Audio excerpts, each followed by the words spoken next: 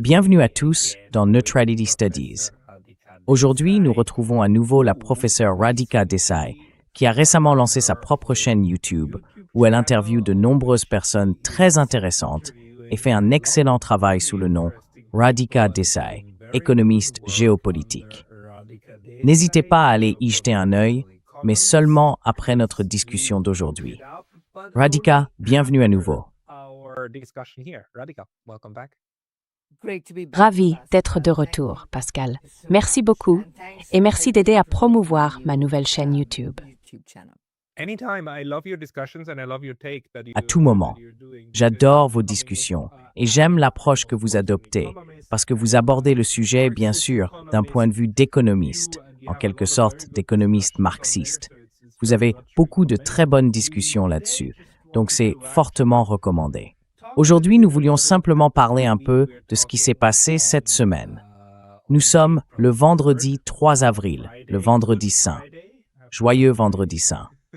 La semaine a été étrange, surtout parce que Donald Trump a prononcé un discours très particulier, dans lequel je m'attendais presque à ce qu'il annonce sa victoire et s'en aille.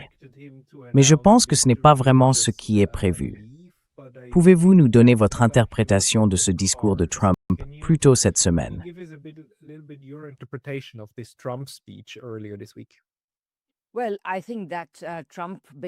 Eh bien, je pense que Trump a essentiellement prononcé ce que j'appellerais un discours en salade de mots, son habituel, vous savez, parsemé de fanfaronnades tonitruantes, de superlatifs, d'autocongratulations, de contradictions, d'illusions et de tout ce qu'il y a entre les deux. Mais fondamentalement, je trouve cela très intéressant. Je suis d'accord avec vous. Je m'attendais aussi à ce que le président annonce une sorte de pause. Mais bien sûr, il ne peut pas annoncer une pause ou une fin de la guerre, car pour cela, il doit en sortir avec quelque chose qui ressemble à une victoire, quelque chose qu'il puisse au moins présenter comme une victoire, même s'il doit enjoliver considérablement la réalité. Il faut que cela ait, en fin de compte, l'apparence d'une victoire, et il ne l'a pas.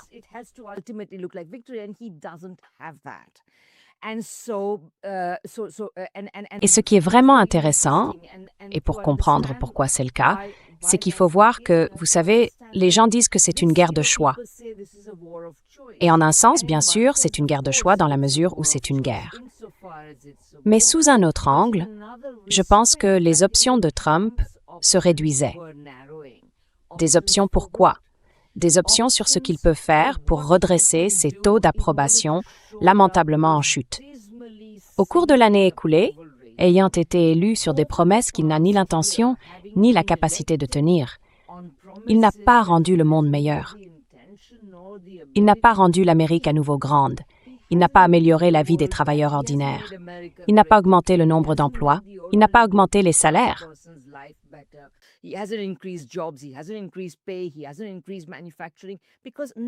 n'a pas augmenté la production manufacturière, car tout cela exigerait de lui qu'il restreigne les options et les choix de la classe même, à savoir la classe capitaliste d'entreprise la plus élevée, qu'il a de toute façon l'intention de servir. C'est pour cela qu'il a été élu. Ces deux dynamiques s'éloignent donc l'une de l'autre. Et maintenant, avec les mésaventures au Venezuela, les déclarations insensées sur le Groenland et tout le reste, ce qu'il a essayé d'obtenir, c'est une sorte de victoire militaire. Étant donné qu'il était déjà désespéré de trouver quelque chose qu'il puisse appeler une victoire, il a été très réceptif aux affirmations de Netanyahou, selon lesquelles, d'une manière ou d'une autre, si l'on déclenchait une guerre contre l'Iran, elle serait terminée en un week-end.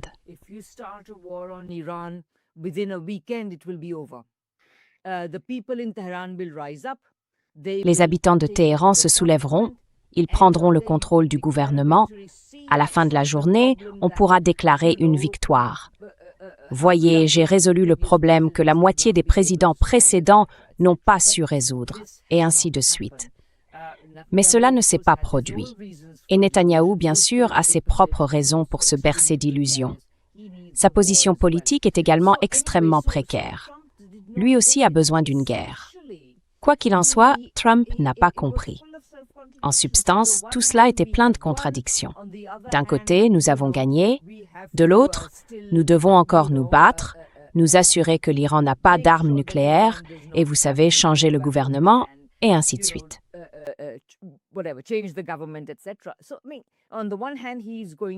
Donc, d'un côté, il va négocier avec le nouveau gouvernement, qui est, vous savez, plus raisonnable et tout ça.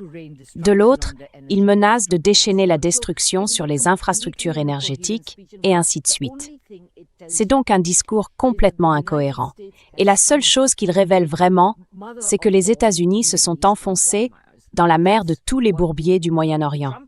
Voilà où l'administration Trump, élue sur la promesse de ne pas déclencher de nouvelles guerres, a conduit les États-Unis. C'est ce que nous avons entendu, oui, jeudi soir ou mercredi soir.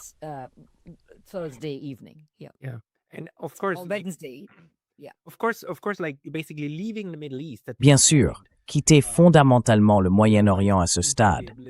Tu sais pourquoi il est probablement aussi un peu naïf de notre point de vue de penser que Trump pourrait réellement se retirer.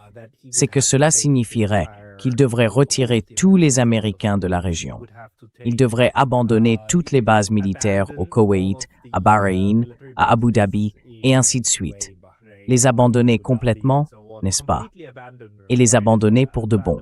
Nous en sommes encore loin, même si une bonne partie des troupes a été retirée. Dire réellement, d'accord, très bien, nous ne reviendrons probablement pas, ce serait un tout autre niveau.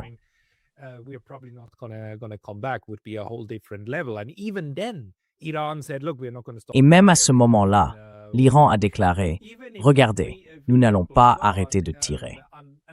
Même si votre peuple est parti, tant que nous n'aurons pas décidé que cela suffit, nos missiles continueront de voler vers Israël. Donc en un sens, ce n'est plus à Trump de décider si la guerre se termine ou non. Et les Iraniens sont très fermes à ce sujet. Cette guerre se terminera quand nous le déciderons. Et jusqu'à présent, je pense que ce n'est pas seulement de la rhétorique. Ils y croient vraiment et ils affirment qu'ils s'assureront que les Américains ne reviennent pas et qu'ils payent des réparations. Mais qu'en penses-tu? Penses-tu que c'est déjà hors du contrôle de Donald Trump à ce stade?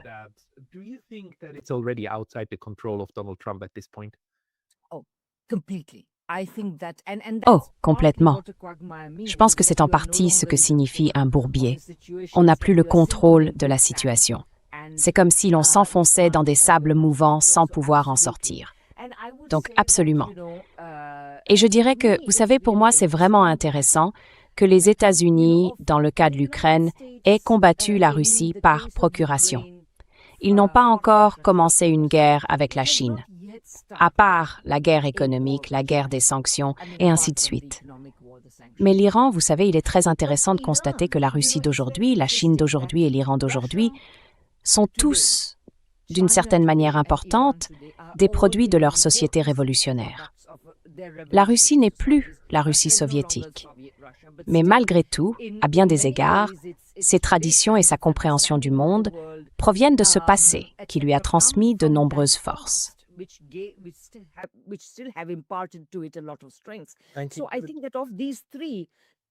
Je pense donc que, parmi ces trois-là, les États-Unis se sont engagés dans une guerre directe avec le premier d'entre eux, à savoir l'Iran.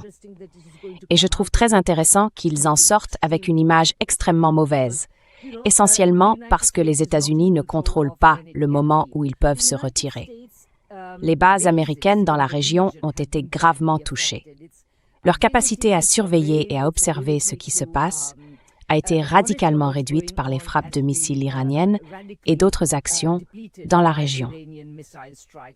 C'est donc presque comme s'ils combattaient à l'aveugle. D'après ce que j'ai compris, les 2 grands porte-avions qu'ils avaient déployés dans la région ont été endommagés et ont dû se retirer.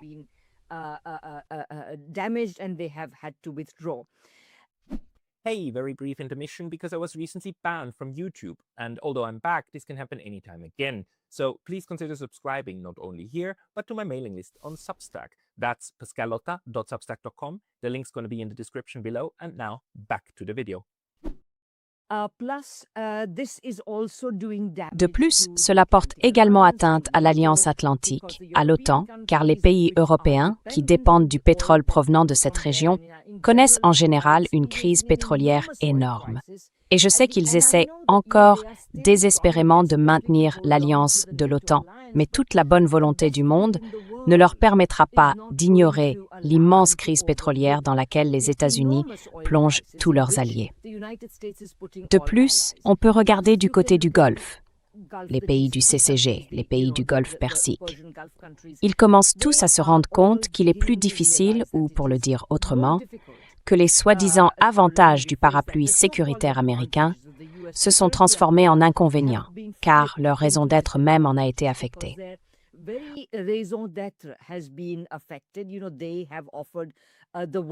Vous savez, ils ont offert au monde, ou plutôt aux riches de ce monde, la sécurité de venir là-bas, de faire des affaires, de s'amuser et de profiter de leurs activités de loisirs. Et maintenant, avec les attaques visant les hôtels même où sont logées les troupes américaines, et ainsi de suite, je pense que ce modèle économique est en train d'être sapé.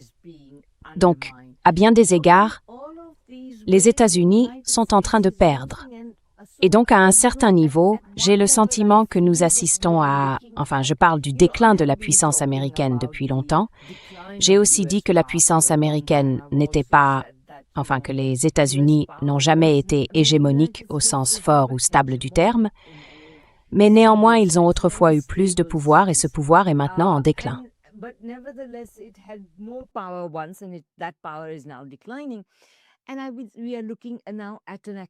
Et nous assistons maintenant à une accélération de ce déclin de puissance, car si les États-Unis sont expulsés de la région, ce sera un événement considérable. Les États-Unis sont, vous savez, impliqués jusqu'au cou dans la région depuis un siècle maintenant. Et si cette expulsion a lieu, et je pense que c'est ce dont l'Iran aura besoin, l'Iran ne peut pas tolérer que les États-Unis y restent. Il y a un dernier point que je voudrais aborder pour l'instant, qu'il s'agisse de l'Iran, de l'Europe, des pays du Golfe ou du Japon, peu importe. Tous ces alliés, pourquoi devraient-ils faire confiance aux États-Unis? Je veux dire, ce n'est pas seulement que les États-Unis ont attaqué l'Iran à 2 reprises alors qu'ils étaient en pleine négociation sous Trump.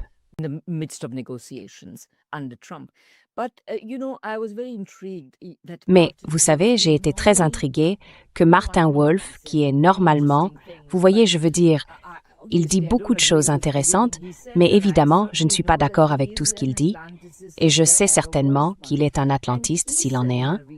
Il a déclaré dans une chronique récente que les États-Unis ne sont plus un partenaire fiable, car tout pays capable d'élire un homme comme Trump 2 fois ne mérite pas la confiance. C'est une rupture énorme. Je veux dire, si des gens comme lui pensent ainsi, c'est une rupture majeure. Et nous n'avons même pas encore parlé de l'économie, mais les répercussions économiques de tout cela, et si l'on y ajoute les répercussions politiques et diplomatiques, je pense que la puissance américaine est désormais en chute libre.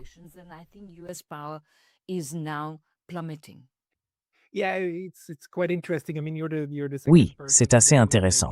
Je veux dire, tu es la 2e personne aujourd'hui à me faire exactement cette remarque. La première, c'était Sol Takahashi, un avocat nippo-américain spécialisé dans les droits humains, qui m'a dit qu'il se trouvait justement à Abu Dhabi récemment quand la guerre a éclaté.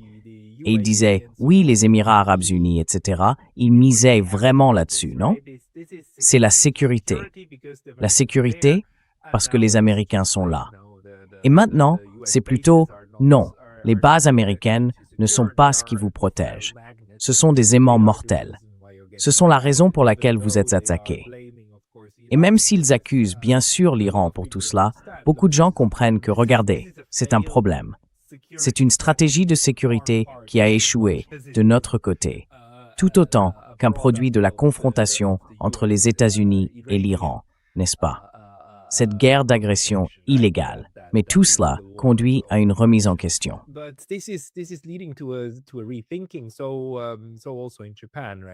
Donc, au Japon aussi, n'est-ce pas? Les gens comprennent que même s'ils pensent que c'est en fin de compte la faute de l'Iran, Le message qui passe est le suivant. Si les États-Unis ne peuvent pas protéger les Émirats arabes unis et le Koweït contre l'Iran, comment diable vont-ils protéger le Japon contre la Chine? Ce genre de prise de conscience est désormais au grand jour. Et pour le moment, la caractéristique intéressante de la guerre États-Unis, Israël, Iran, c'est qu'il ne s'agit pas d'une guerre asymétrique.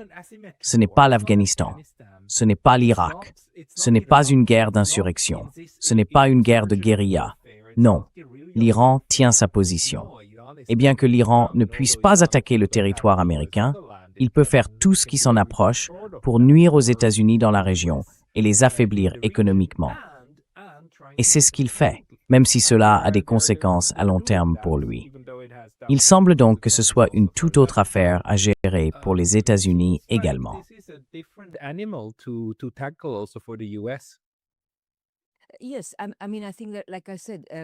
Oui, je veux dire, je pense que, comme je l'ai dit, le fait qu'il soit une société révolutionnaire fait une grande différence. L'engagement. Parce que, voyez-vous, quand je dis révolutionnaire, ce sont des sociétés anti-impérialistes. Vous savez, c'est amusant parce que une grande partie des commentaires dans la presse portent sur le fait que, soi-disant, le monde globalisé est en recul, que la mondialisation est en recul. Mais en réalité, la mondialisation a toujours été un euphémisme pour l'impérialisme. Oui, l'impérialisme est en recul, c'est ce qu'il faut reconnaître. Et en fin de compte, de quoi s'agissait-il dans l'impérialisme?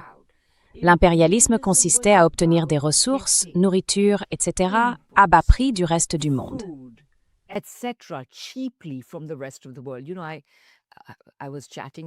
Vous savez, je discutais avec un jeune homme ici à Londres qui travaille pour une entreprise d'énergie alternative. Il se plaignait que la guerre en Iran devrait être une aubaine pour les énergies alternatives au Royaume-Uni, mais que le gouvernement ne prend pas vraiment les bonnes mesures, et ainsi de suite. Et je lui ai dit que, au bout du compte, il faut comprendre que des pays comme le Royaume-Uni préfèrent de loin obtenir du pétrole bon marché plutôt que d'investir dans les énergies alternatives, car l'infrastructure des énergies alternatives doit être construite ici. Quand on obtient du pétrole bon marché, c'est sur le dos de personnes qui travaillent ailleurs.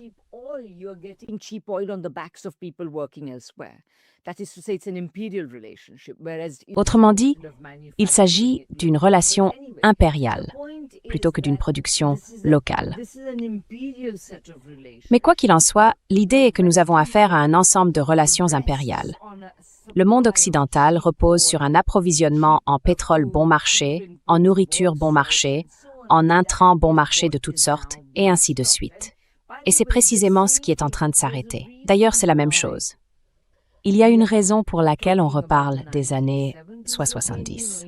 En termes d'effets économiques, on entend dire, en gros, j'ai oublié qui l'a dit, mais un organisme important a déclaré qu'il s'agissait du plus grand choc énergétique jamais connu dans le monde, ou du moins comparable à celui des années 1970.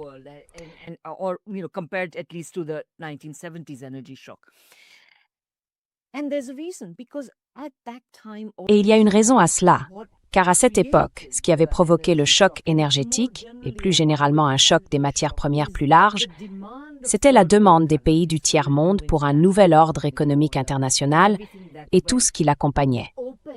Le choc pétrolier de l'OPEP n'en était que la manifestation la plus aiguë, pour ainsi dire. Donc, en un sens, nous y sommes revenus. Et c'est pourquoi je souligne ceci. Le caractère révolutionnaire de ces sociétés, c'est que l'Iran est fondamentalement anti-impérialiste. Pourquoi? Parce qu'ils ont vu, depuis une position où ils n'avaient jamais été colonisés à proprement parler, mais tout de même, ils ont vu que l'impérialisme chercherait à manipuler. Ils ont organisé le coup d'État contre Mossadegh, et ainsi de suite, précisément parce que Mossadegh agissait dans l'intérêt national en essayant de dire, vous savez,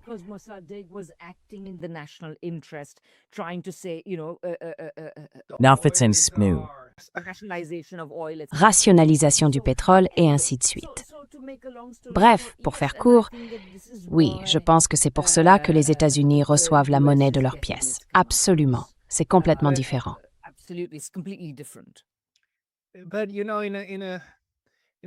Mais, vous savez, en un sens, on pourrait dire que les États-Unis aussi sont bien sûr l'enfant d'une révolution. Je veux dire, ils célèbrent les 250 ans des États-Unis, de la Constitution, et ainsi de suite, n'est-ce pas? Dans le récit, les États-Unis modernes sont bien sûr l'enfant de l'opposition aux Britanniques, la Boston Tea Party, le rejet des chaînes. Mais c'était un type de révolution très différent, n'est-ce pas?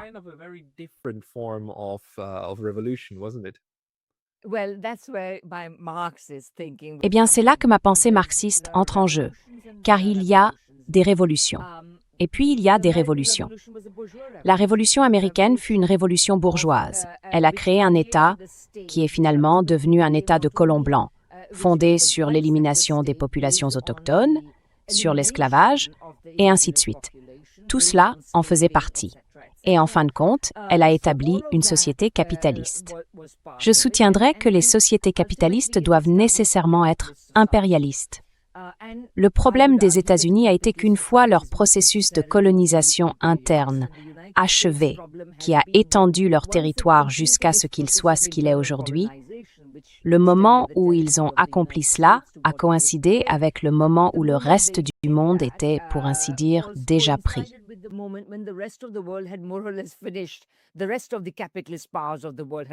Le reste des puissances capitalistes du monde avait plus ou moins terminé de se partager la planète entre elles. Les États-Unis se retrouvaient donc avec très peu d'empire formel. Ils ont alors élaboré une conception plus éphémère de l'empire, consistant essentiellement à contraindre les gouvernements du monde à ouvrir leurs économies. Souvenez-vous de la politique de la porte ouverte, et ainsi de suite.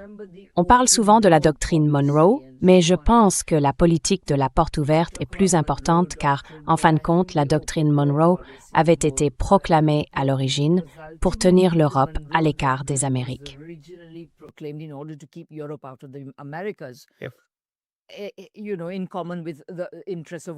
Vous savez, en accord avec les intérêts de toutes les Amériques, non pas pour dominer le reste du continent, mais laissons cela de côté.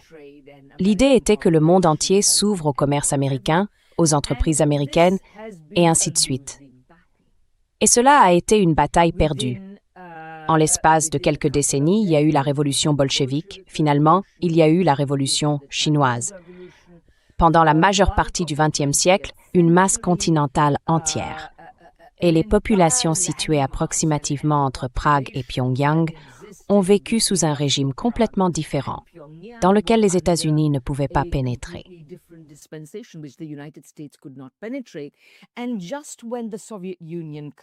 Et justement, lorsque l'Union soviétique s'est effondrée, ce fut malheureusement une victoire à la Pyrrhus, car à ce moment-là, les États-Unis étaient déjà entrés dans leur phase néolibérale, qui les a conduits à l'impasse actuelle. On ne peut pas continuer à transférer le revenu et la richesse des gens ordinaires vers une infime élite. C'est essentiellement ce que le néolibéralisme et la financiarisation ont fait. On ne peut pas continuer ainsi et espérer que la stabilité sociale perdure. Je veux dire, on a créé une société aujourd'hui plus inégalitaire que celle de l'âge d'or à la fin du 19e et au début du 20e siècle. Donc, dans ce contexte, l'inégalité économique a engendré des divisions sociales et ces divisions sociales ont conduit à des problèmes politiques dans le sens où aucun parti n'a été capable de remporter les élections de manière convaincante.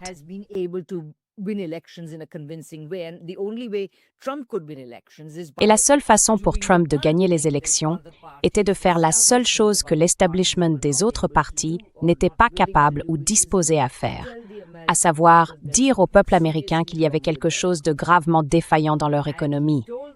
Et il le leur a dit. Et il a été élu. Mais, bien sûr, il n'avait aucune intention de résoudre ce problème. Il se retrouve donc maintenant dans la situation difficile qui est la sienne. Tout cela, je veux dire, réfléchissez-y. Tout cela relève du problème interne de la société américaine. Une société néolibérale et financiarisée en déclin. Et elle entraîne le reste du monde dans ses difficultés.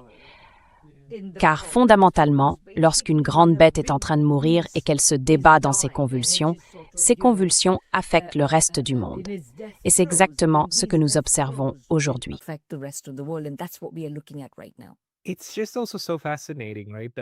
C'est aussi fascinant, n'est-ce pas, que le capitalisme naissant ait en réalité industrialisé le pays, alors que la production économique de l'élite capitaliste reposait sur l'exploitation de la population locale.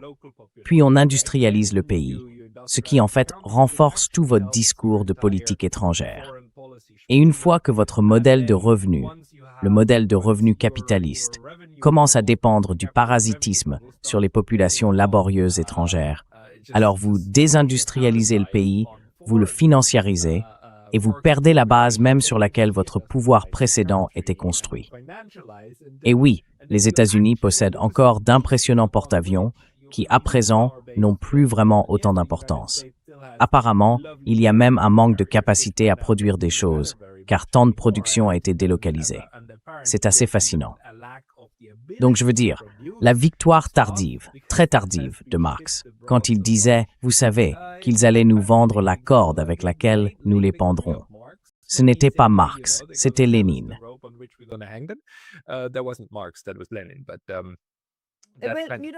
Mais vous savez, je vais apporter une petite correction à ce que vous avez dit. L'industrialisation des États-Unis ne peut pas être séparée de l'impérialisme. Cette idée selon laquelle les États-Unis se seraient industrialisés par leurs propres moyens et que, vous savez, il serait ensuite étonnant qu'ils soient devenus une puissance aussi impérialiste, non. Les États-Unis ont pu s'industrialiser, tout comme l'Europe continentale, tout comme le grand chemin de l'Europe australie, etc. Pourtant, peut-être au 19e et le début du 20e siècle était la période de l'industrialisation la plus rapide.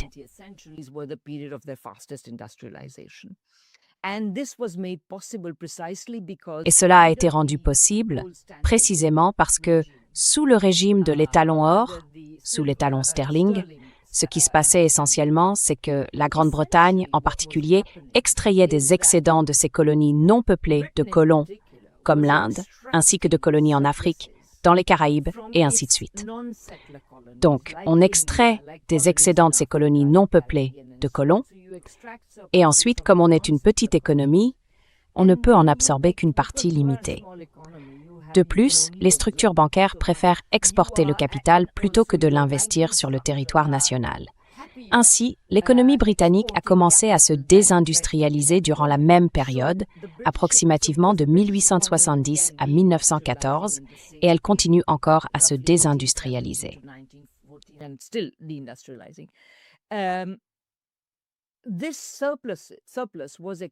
Cet excédent a été exporté sous forme de capital. Exporté vers où?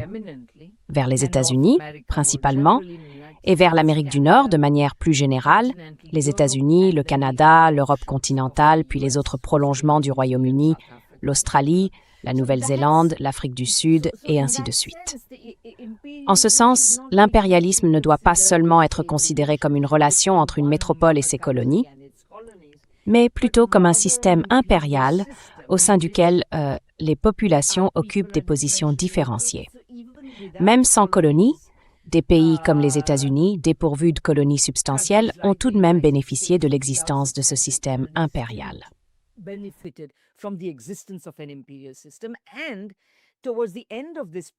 Et vers la fin de cette période, voyant que le Royaume-Uni s'affaiblissait, les États-Unis ont cherché à le remplacer comme une sorte d'élément moteur de ce système impérial.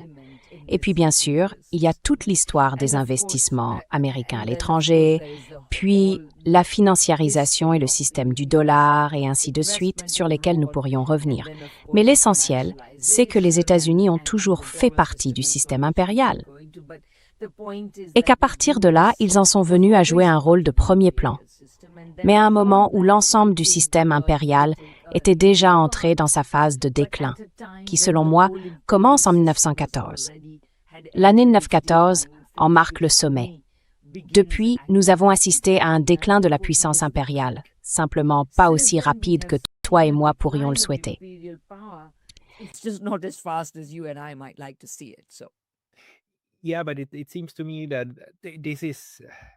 Oui, mais il me semble que nous arrivons à une impasse, non? Même le néocolonialisme des années 1960, 1980, 1990 et toute la mondialisation des années 2000, ça ne passe plus. Hier, j'ai republié un article du Dr Dharini Rajasingam et d'Ananya Kay, qui ont écrit un très beau texte disant, en gros, regardez, le Sri Lanka, de tous les endroits, vient de voir ce que les États-Unis sont prêts à faire. Couler un navire iranien non armé juste devant leur côte, sans même secourir les survivants. Et voilà le Sri Lanka se précipitant pour sauver ceux qui flottaient encore là-bas.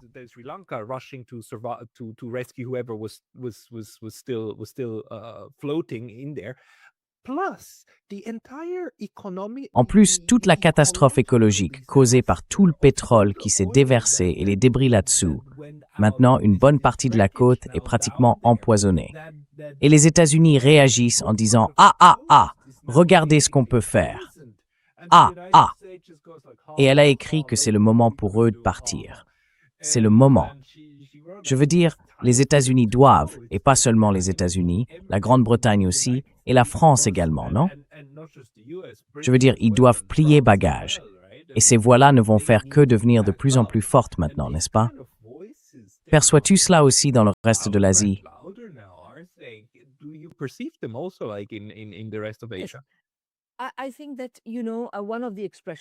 Je pense que, vous savez, l'une des expressions que j'utilise souvent, c'est que les États-Unis et l'Occident plus généralement n'ont plus vraiment de carottes pour organiser leur système impérial, pour inciter les pays à se subordonner joyeusement à eux. Ils ne peuvent plus faire cela. Alors maintenant, ils ont de plus en plus recours aux bâtons.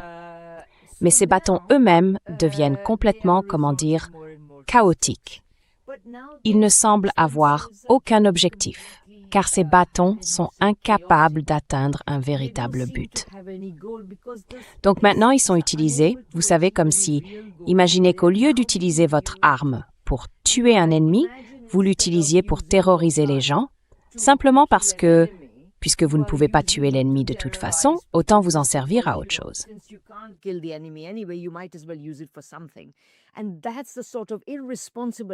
Et c'est ce genre d'activité irresponsable, comme vous le soulignez à juste titre, que vous avez observé au large du Sri Lanka et que vous voyez maintenant. Et bien sûr, cela ne fera que pousser les puissances impériales. Je veux dire, il n'y a plus rien d'attirant chez elles. Elles ne sont même plus à craindre. C'est juste, vous savez, arrêtez, ça n'a aucun sens. Vous n'êtes pas, eh bien, nous ferons tout ce qui est en notre pouvoir pour ne pas vous avoir. Prenez par exemple ce qui s'est passé au Venezuela. On nous invite à le voir comme une grande victoire de la puissance militaire et impériale américaine, mais en réalité, ils ont, eh bien, même pour le pauvre et faible Venezuela, qui a été affaibli pendant tant de décennies sous les sanctions américaines, et ainsi de suite.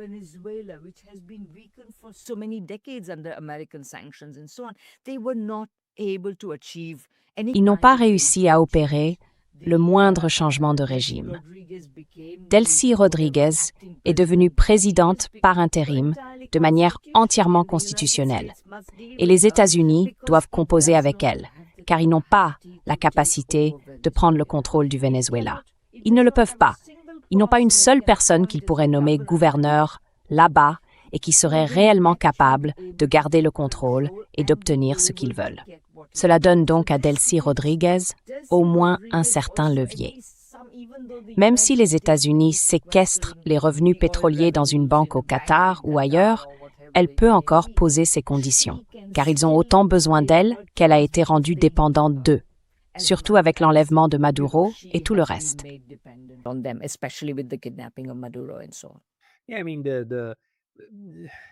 Oui, je veux dire, la grande brutalité n'est pas un signe de force, n'est-ce pas? C'est le signe que les choses tournent vraiment mal et que le gros bâton est la dernière chose qu'il te reste. Et en un sens, c'est le point que les États-Unis semblent avoir atteint aujourd'hui. De plus, il est devenu évident qu'il ne s'agit plus d'offrir de bonnes conditions, ou une vie meilleure, ou la liberté, ou la prospérité, ou quoi que ce soit d'autre. Non. C'est précisément ce qu'ils essayent activement d'empêcher les autres d'atteindre, en le disant même ouvertement. Je veux dire, l'un des objectifs est de s'assurer que la Chine ne devienne pas encore plus riche, n'est-ce pas? et que les autres nations ne puissent pas s'enrichir non plus. Donc, c'est comme si tout le concept de puissance douce avait disparu et qu'il ne reviendra probablement pas de sitôt.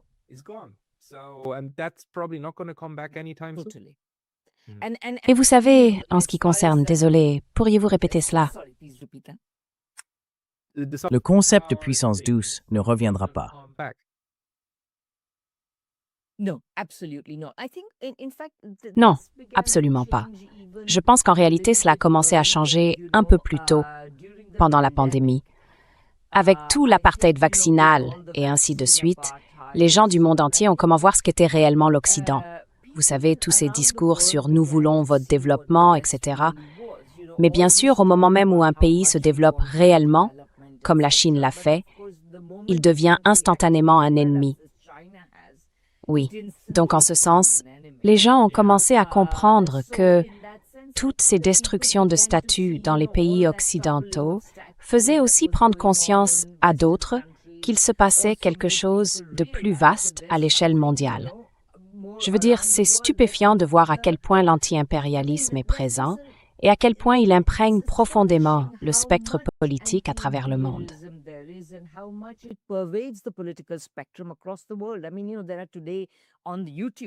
Je veux dire, tu sais, aujourd'hui sur YouTube, par exemple, il y a beaucoup de gens prêts à parler contre l'impérialisme, même s'ils ne le relient pas vraiment au capitalisme. Donc, ils paraissent souvent assez à droite en termes capitalistes, mais ils sont tout de même disposés à critiquer l'impérialisme, les actions impériales et ainsi de suite. Je pense donc que cela dure depuis un certain temps. Et je pense qu'en effet, dans la plupart des pays du tiers-monde, que l'on parle de l'Inde, de l'Afrique, des Caraïbes, etc., l'hypocrisie, l'incompétence, l'impuissance, le déclin productif du monde occidental, et ainsi de suite, tous très visibles.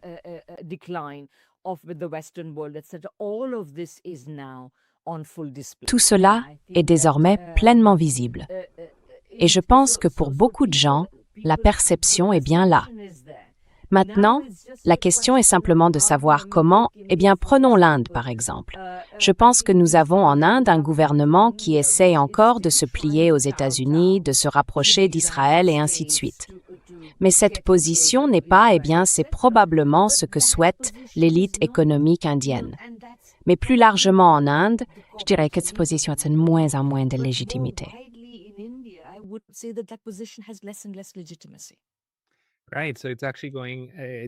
Exactement. Il y aura donc un moment où dans d'autres pays, être un proche allié des États-Unis deviendra un sérieux handicap, n'est-ce pas? On le voit déjà, même en Europe. La façon dont les partis d'opposition commencent à se présenter comme opposés aux dictats américains. Ils restent minoritaires, mais...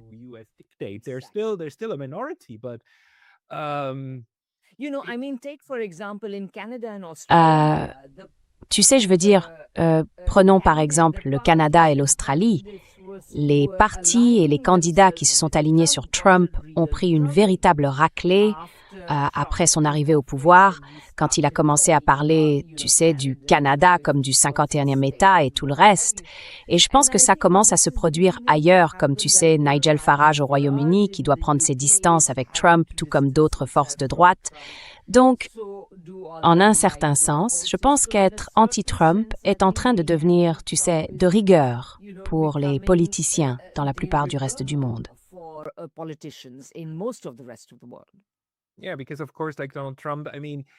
Oui, parce que, bien sûr, comme Donald Trump, je veux dire, la seule chose qu'il avait pour lui pendant l'élection, que je trouvais pas mal, c'était qu'il affichait une position très ferme contre le bellicisme, non? C'était tout son discours. Et tout cela a disparu, complètement disparu. Je veux dire, brûlé sur l'autel de, eh bien, quoi que soit Israël, en quelque sorte parti en flammes. Non?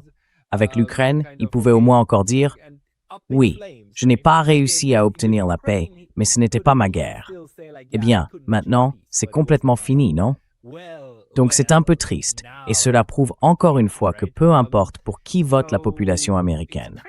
Au final, il se retrouve toujours avec Dick Cheney.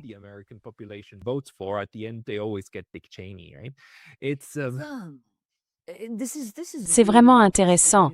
Tu sais, je parlais avec KG No dans une émission sur ma propre chaîne hier encore, et il m'a dit qu'il était allé à l'une de ces manifestations, No Kings.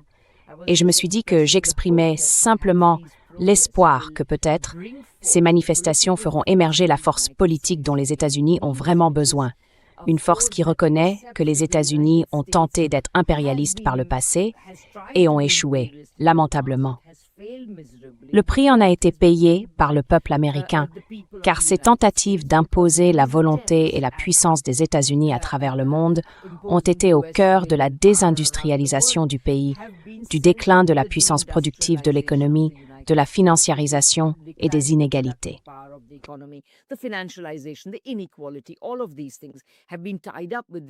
Toutes ces choses ont été liées au système du dollar, à la militarisation de la société américaine, et ainsi de suite.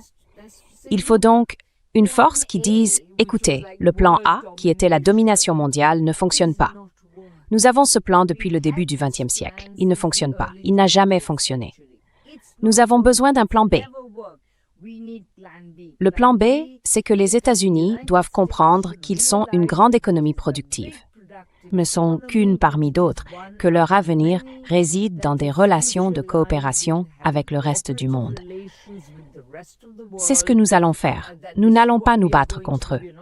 Vous savez, tout à l'heure, vous parliez du Japon, de la Chine, de l'Europe et de la Russie.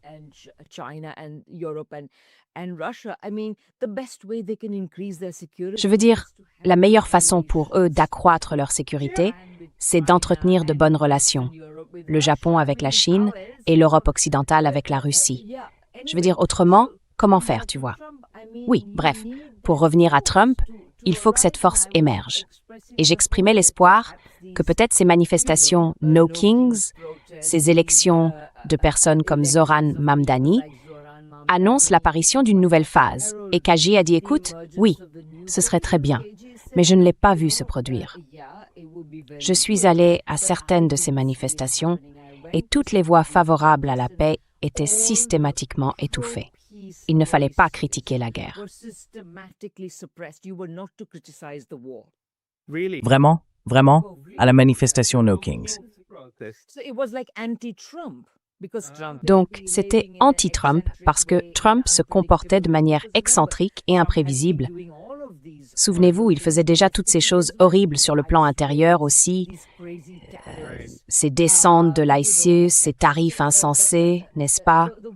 La guerre contre les institutions américaines, qu'il s'agisse de la Réserve fédérale ou d'autres bureaux importants. Tout cela, bien sûr, finit par irriter les gens, mais c'est intéressant.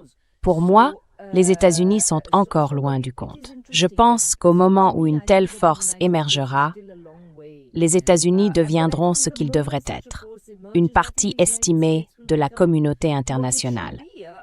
Mais tant que les gens aux États-Unis, en gros, ce que je dis, et je ne suis pas le premier à le dire, c'est que s'il faut un changement de régime quelque part, c'est bien aux États-Unis.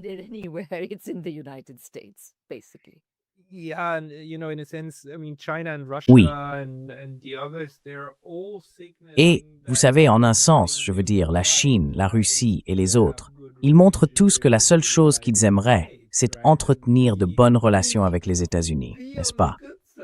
Être en bons termes. Comme ne pouvons-nous pas simplement être nous-mêmes et quand même être amis avec vous? Sommes-nous obligés d'être le partenaire privilégié? J'avais aussi cette discussion avec Aaron Good, qui a écrit un très beau livre d'ailleurs, sur le fonctionnement du système politique américain. Et sa plus grande critique porte sur l'ensemble de la science politique. Je crois que j'en faisais partie. Oui, ça sonnait bien. Et il dit, les gars, si vous étudiez seulement l'exécutif, le législatif, le fonctionnement du judiciaire et peut-être la Banque centrale, vous passez à côté de toute la partie de l'ombre que nous connaissons maintenant. Les Epstein, la CIA, toutes les magouilles qui se trament aussi, tous les flux d'argent, l'IPAC et ainsi de suite. Évidemment, cela fonctionne de concert avec la partie visible. La partie cachée en fait pleinement partie. Et ce système a besoin d'un certain réajustement et sera probablement inévitable parce que la base du pouvoir ne fonctionne plus de cette manière. is going to be inevitable because the power base isn't working that way anymore. Tu sais, c'est pour ça que je suis marxiste, parce que je n'ai pas besoin de réinventer la roue. La roue a déjà été inventée et je ne fais que l'utiliser. Mais Aaron Good, lui, doit réinventer la roue. Tu vois, c'est ce que Marx avait compris. Quand Marx parlait de l'État, c'est exactement ce qu'il voulait dire. Il ne parlait pas de l'appareil institutionnel du gouvernement, mais du pouvoir social, le pouvoir dans la société civile qui se tient derrière l'État, pour qui l'État est façonné afin de fonctionner d'une certaine manière, pour préserver certains privilèges et servir certains intérêts. Voilà ce qu'est l'État. Et il faut toujours comprendre quel pouvoir de classe se tient derrière l'État.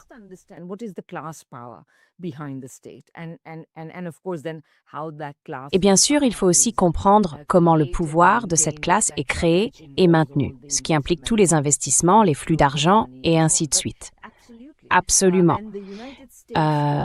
Et la classe dirigeante des États-Unis, c'est très intéressant. Je veux dire, évidemment, c'est la classe capitaliste d'entreprises monopolistiques et financiarisées que nous connaissons.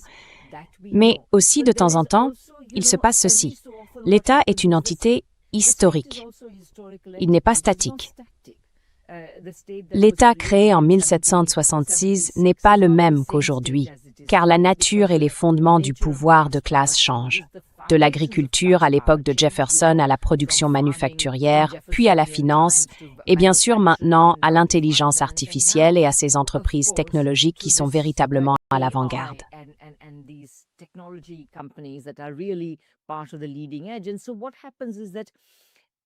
Et donc ce qui se passe, c'est qu'à peu près tous les quelques décennies, il y a une sorte de basculement.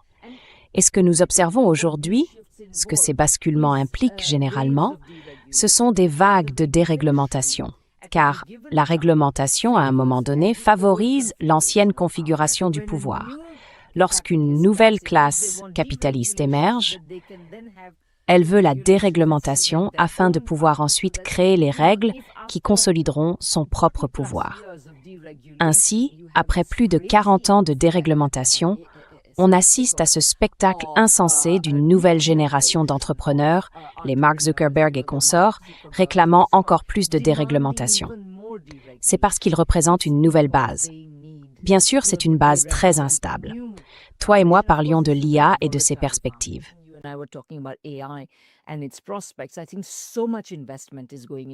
Je pense qu'un énorme volume d'investissement est dirigé vers l'IA. Certains commentateurs affirment que pratiquement toute l'économie américaine dépend désormais de l'investissement dans l'IA. Mais il n'y a absolument aucune garantie que ces investissements dans l'IA porteront réellement leurs fruits en termes de systèmes stables et productifs, générant des retombées en matière d'emploi, de productivité, de contribution au PIB, etc. En réalité, rien ne garantit que les promesses seront tenues. Pourtant, c'est bien la situation à laquelle nous faisons face. Et Trump, à bien des égards, a rejoint leur camp, ce qui fragilise aussi sa base MAGA, car beaucoup de ses partisans MAGA s'inquiètent de ce que ces grandes plateformes veulent faire, et font déjà.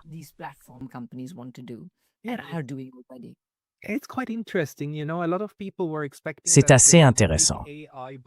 Beaucoup de gens s'attendent à ce que la grande bulle de l'IA éclate d'un moment à l'autre. Si l'on regarde l'ampleur des investissements réalisés, il est presque insensé de croire que tout cela sera rentabilisé par les promesses faites par ces entreprises. Donc, à un certain moment, cela devra éclater. Les gens comparent cela à la bulle Internet, qui a fini par exploser et a laissé de nombreuses entreprises exsangues. Mais aujourd'hui, avant même que ça n'arrive, nous faisons face à un véritable choc économique, avec du pétrole réel qui ne circule plus, ce qui reste l'épine dorsale des systèmes productifs de la plupart des pays. Je veux dire, le Japon, où je me trouve, est très inquiet. Les prix de l'essence ont déjà doublé aux Philippines. Sans surprise, ce sont les pays les plus vulnérables qui souffrent les premiers. Et pourtant, la bulle de l'IA plane toujours. Je veux dire, nous pourrions bien avoir de sérieux problèmes à l'horizon. 2027, 2028, 2029.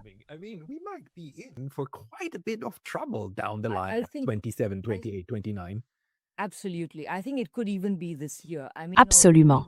Je pense que cela pourrait même arriver cette année.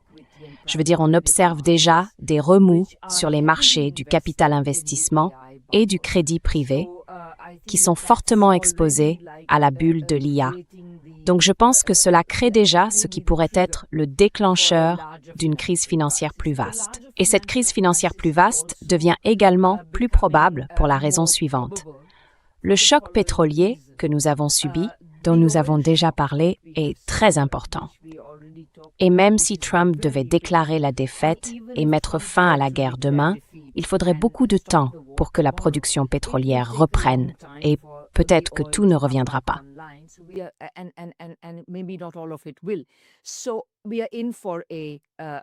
Nous entrons donc dans une période fortement inflationniste. Or, lorsque cela se produit, alors que dans le même temps, les économies ralentissent, pour des raisons qui tiennent encore une fois à Trump, à son imprévisibilité, à ses tarifs douaniers, et plus généralement à la financiarisation continue qui n'investit pas de manière productive, mais cherche à prélever des profits auxquels elle n'a pas contribué. Bref, ce que j'essaie de dire, c'est que tout ça est une stagflation dans laquelle les offres fédérales se retrouveront coincées, tantôt juguler l'inflation.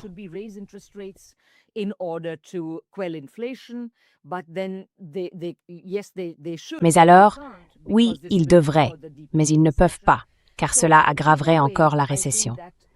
Quoi qu'il en soit, je pense que s'ils augmentent les taux d'intérêt, ce qui les empêchera d'aller trop loin, c'est qu'ils savent qu'au-delà d'un certain seuil, cette hausse fera éclater les bulles, puisque toutes ces bulles reposent sur d'énormes montants de dette. Dès que le remboursement de cette dette devient plus coûteux, l'argent doit être retiré. Tout cela constitue donc la recette d'un grand crash financier potentiel à venir très bientôt.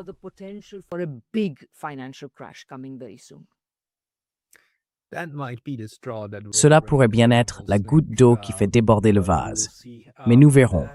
Ces prévisions économiques sont notoirement difficiles à établir. Mais au moins, nous voulons en parler. Exactement. Au moins, cela montre les possibilités. Je veux dire, je ne fais pas de prédiction. Je dis simplement que la possibilité d'un tel crash existe. Bien sûr, on ne peut jamais vraiment prévoir quand un crack se produira, car cela dépend d'un grand nombre de facteurs qui se combinent. Mais les éléments sont en train de se rassembler, disons-le ainsi.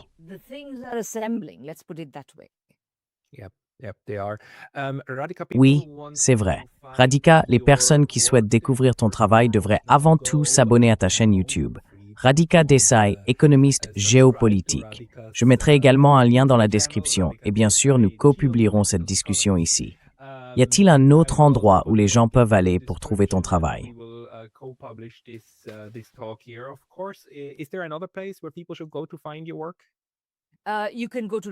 Vous pouvez aller sur radhikadesai.com. J'ai aussi un Substack, je crois qu'il s'appelle Rad Desai, donc vous pouvez y aller. Et plus généralement, cherchez simplement mon nom, je suis très facile à trouver. Tout le monde, renseignez-vous sur Radhika Desai. Radhika, merci pour votre temps aujourd'hui. Merci beaucoup Pascal, c'était vraiment un plaisir de parler avec toi.